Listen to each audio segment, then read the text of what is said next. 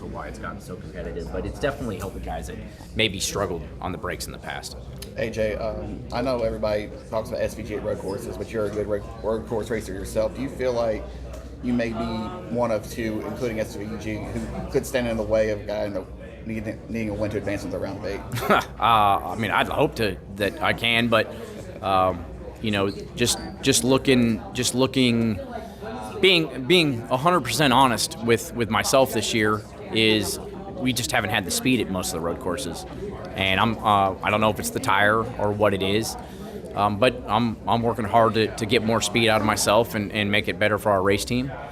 I have confidence when I'm at my best I can go run with SVG and have an opportunity to win, but we need to get there. It's not obviously SVG's won most of the races, but it'd be different if I was running second or third every weekend and we just got to get to him. Like, we haven't really run inside the top 5 a lot on the road courses this year, so that's my main focus, is going out there. Ultimate goal is always to win, but if we come in this weekend, be inside the top 5, top 6 all day and finish here, it's a really good day, and if it's an opportunity to win the race, then we've been doing a great job. Does having a win here help that a little bit with not having the... No. I mean, I will say just that, this is probably my most comfortable road course in the sense of knowing when I feel it, whether the car's going to be good or not. But, I mean, it's just pure honesty of looking at myself. I got to find more speed. Where is SVG being? With the oval and how low you can run the car and stuff like that. But, it's just a unique challenge. I don't think we need a lot of these, but this is kind of what I enjoy about where we're at in NASCAR right now, is the fact that we got different types of racetracks that we go to now, instead of kind of what we used to in the past. It felt like it was kind of monotonous and all the same racetracks. So,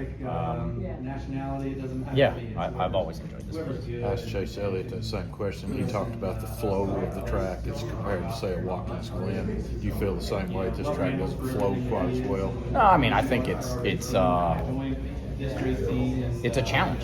Like, there's challenges in every road course that you go to. There's a challenge in Chicago, trying to get around that place, and that's what makes it fun. They're not all the same, so it's just it makes this track unique.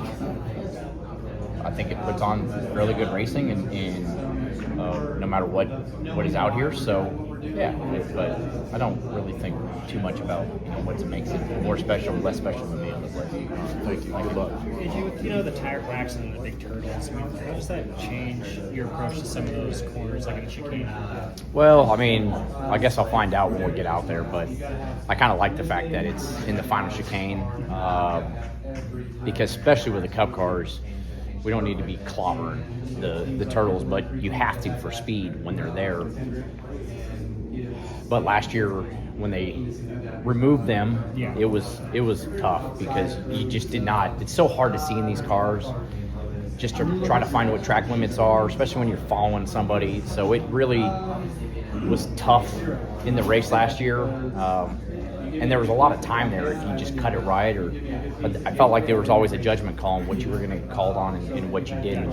So I think it's better to have those there. It defines the track limits, and we'll just see kind of how it changes the chicane a little bit when we get out there. So I guess Actually, one of the only guys beneath the cut line who can really make up that difference on stages. Do you chase the points? Do you chase the win? Sure. I mean, starting 10th, we'll have a decision to make at the end of stage 1. And with the tire fall-off we just saw, it's going to be evolving quickly. So it's up to Trackhouse and Phil Surgeon. That was my next question, the tires. What did you experience, and how much of a surprise, if any, was it to see as much fall-off or wear as you experienced?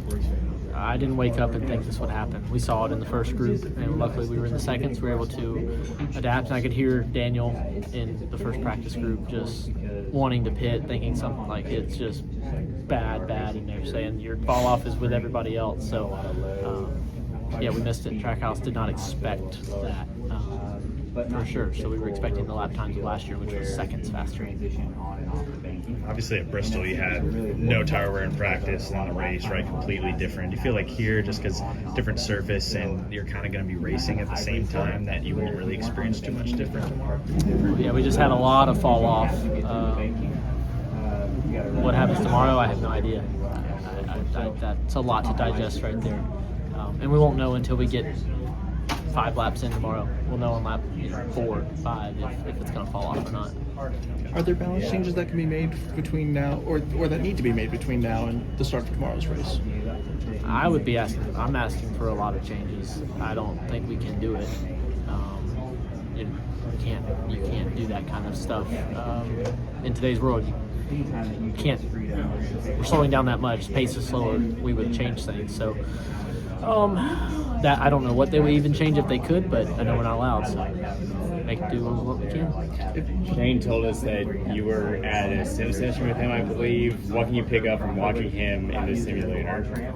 A ton. He's helped me so much. I wouldn't qualify 10th today without Shane being my teammate and putting in the time to drive to the simulator early in the morning when he doesn't want to. I take the early sessions, and he doesn't want to be there, but he got up and came for me. So, yeah, and we've got the data from all of his sessions, and I can look at it any time, and it's a big help. I'm telling you, I would not be as fast today without him being my teammate. So I'm thankful that Justin Marks hired him, and he decided to move across the world. If you guys are fortunate enough to be running 1-2 later in this race and SVG is out front, are you expecting any help? Obviously, he's not going to roll over for you to and simply let you win this race without making you earn it. But what can Shane or any teammate do here at a place like the Roval to aid you as you're chasing the playoffs? To tune in and find out, because I have no idea how that'll work out.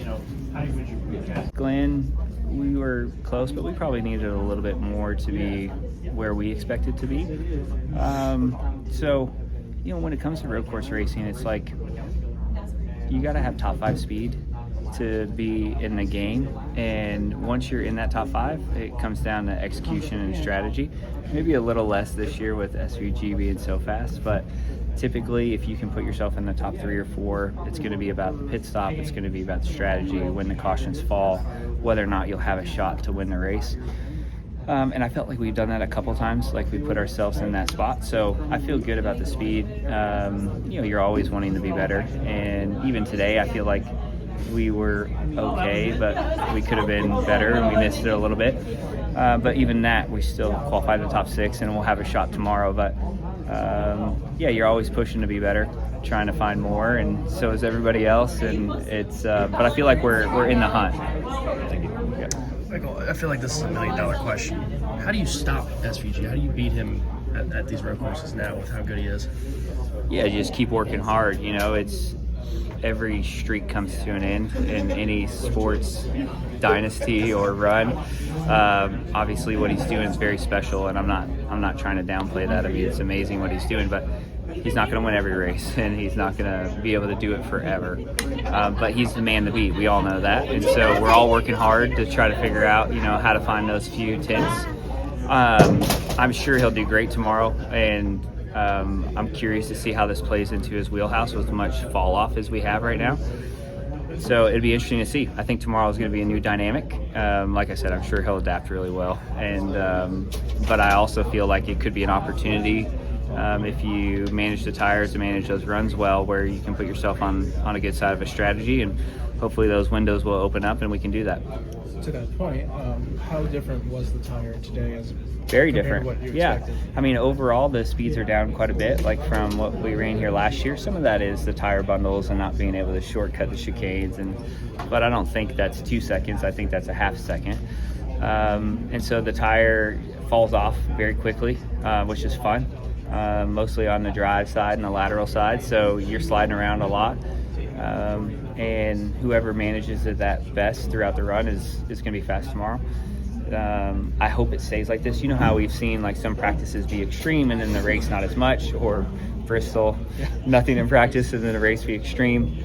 Road courses are typically the fall off, I feel like, gets better in the race, but this feels pretty extreme. Like, I think we're going to have a lot of fall off, and so I'm looking forward to it. I think it'll be a fun race. I really do. I think it's something we've all hoped for, And we have had some, you know, Sonoma had a little bit, Watkins Glen had a little bit, but this is the same tire, but obviously the ROVAL's producing the right amount of heat and the right amount of friction to have them really fall off, so I think it'd be fun.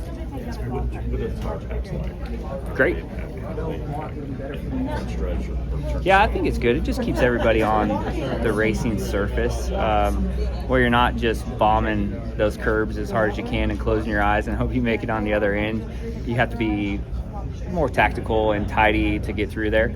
So I think that, for me, I like that. I like the fact that we have to actually go through the corner and not turn in and hope that you land on the other side. So it definitely feels better on the back and head. So I feel like that was a great improvement for today. You're almost through your first season with Aspire. Yeah. What would you say is the biggest thing you've learned about yourself, either as a driver or as a person through this year? Well, you're always growing and learning. You know, I think that for myself, I came into a new opportunity, and obviously I put a lot of pressure on myself. And I think what I've learned is it's going to take time. Like, it takes time to get everything rolling and where you need it to be, and it's hard to come out of the gates like we wanted to. I think we've had a good season, but not a great season. But we're building good momentum, and we're going in the right direction, so I feel good about that. But we wish that it was faster, and just like everybody. My Place Hotels is proud to be the official hotel partner of Frontstretch. With plush beds, in-room kitchens, and pet-friendly hotels, My Place makes for the perfect pit stop when traveling. Frontstretch fans can use promo code Frontstretch to save 10% on your stay at any of our nationwide properties. Sign up for our Stay Rewarded program to get even more savings. With My Place Hotels, don't just stay, stay rewarded. I'm Caleb Barnes with Frontstretch.com. Come back soon for more great racing videos, and if you like us, don't forget to hit the subscribe button.